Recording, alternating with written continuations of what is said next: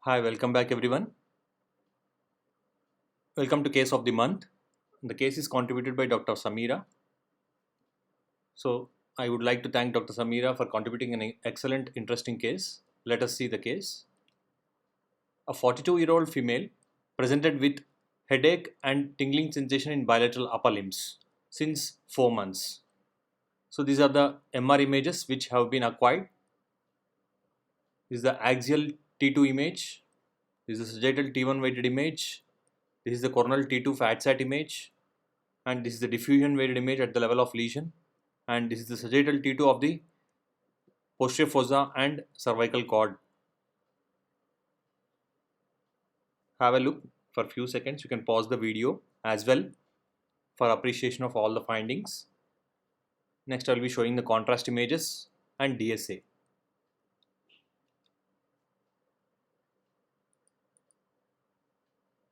These are the DSA images and post contrast T1 weighted image, sagittal and coronal, and these are the DSA images at various phases. So let us see the findings.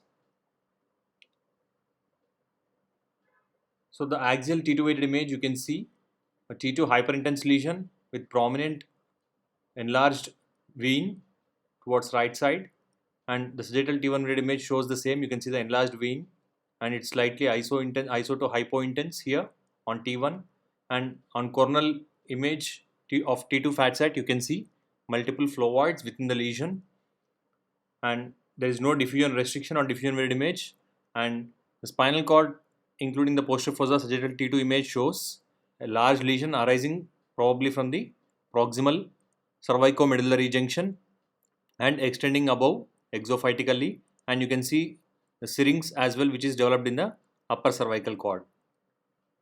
Coming to the contrast images, the lesion is showing a brilliantly enhancing lesion, and you can see it's almost equivalent to the adjacent draining vein. The enhancement is almost equal, which is suggestive of a highly vascular lesion. The same is appreciated even on coronal T1 weighted fat sat image. And this is the DSA. You can see the arterial phase. You can see the arterial feeders which are going into the lesion which is located in the posterior fossa. And here you can see the tumor blush. A lot of contrast is noted within the blush, within the tumor. And here you can see a prominent draining vein from the lesion. So what is your diagnosis based on all these findings?